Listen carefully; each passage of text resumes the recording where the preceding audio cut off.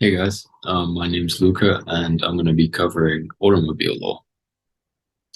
So, what is an automobile? Defined by federal law, an automobile is a self-propelled vehicle that is operated on the highways and streets and is propelled by the use of motor vehicle fuel. Pursuant to 15 USCS Section 1231C, the term automobile includes any passenger car or station wagon. What is automobile law? Automobile law are laws and regulations that govern the operation, use, and ownership of automobiles.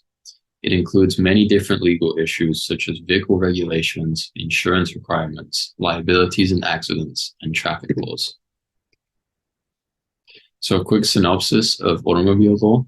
In 1901, the state of Connecticut created the first statewide traffic laws. These laws regulated vehicle speed, creating the street limit to 12 miles an hour and 50 miles an hour on country roads. In 1910, New York developed the first DUI laws, and these included a $1,000 fine and possible jail time. In 1930, three-way traffic lights were introduced nationwide, including the same green means go, yellow means slow, and red means stop, which is still used today. In 1950, the seatbelt was created, and 1 year later, in 1951, airbags were created. In 1966, the Department of Transportation was formed, and this was a huge step in automobile law in the US. So, how is automobile law dealt with? There are numerous different ways automobile law is enforced, but on a federal level, there are different departments and agencies that regulate all aspects of automobile law. And some of these are the Department of Transportation, the National Highway Traffic Safety Administration, and the Federal Trade Commission. These agencies and departments manage the safety of automobiles and also regulates purchasing and marketing practices of manufacturers and dealerships. At a state level, each state has its own different set of laws that govern different aspects of automobile law, such as liabilities, insurances, and traffic violations. These laws can vary from state to state. Automobile defects.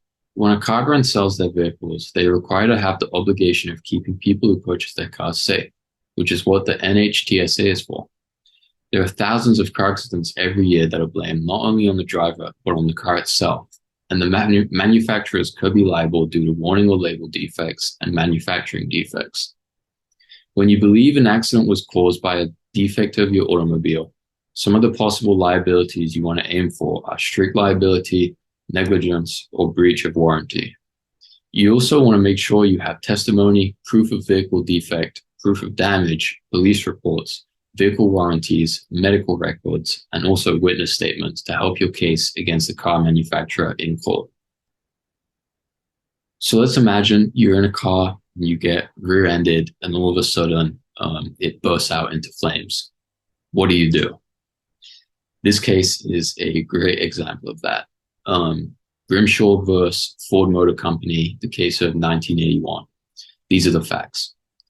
Lily Gray and her backseat passenger, Richard Grimshaw, a 13-year-old boy, were rear-ended in their Ford Pinto on a freeway, followed by their car suddenly erupting into flames. Gray suffered fatal burns, as for Grimshaw, he suffered severe and disfiguring burns on his entire body, including his face. Both Gray and Grimshaw sued Ford Motor Company and others, followed by a 6-month jury trial.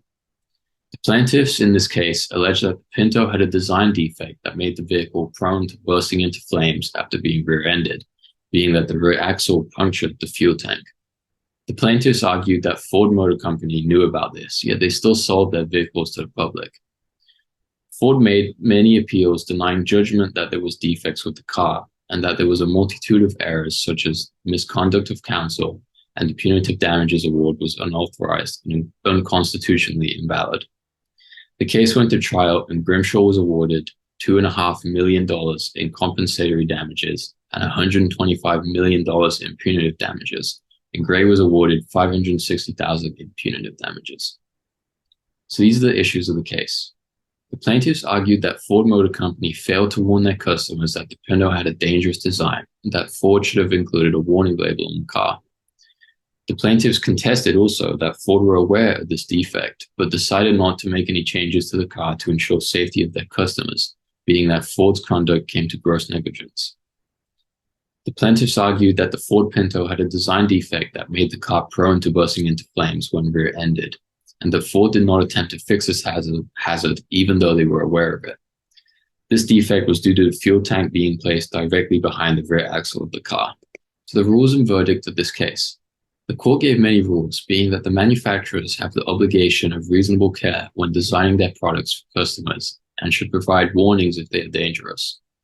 The punitive damages award should be relevant to the defendant's conduct and how much harm the plaintiff suffered. Punitive damages may be granted where the manufacturer's conduct is willful, and that the financial resources of the defendant should be accounted for also. These rules gave the plaintiffs a sense of equity as the court recognized that Ford Motor Company was at fault and chose profit over safety of their customers. So the final verdict of this was that Gray received $560,000 in punitive damages and Grimshaw received $2.5 million in compensatory damages. After Ford's many appeals, the $125 million of punitive damages awarded to Grimshaw was remitted due to condition of denial of the motion, and only $3.5 million in punitive damages was awarded instead.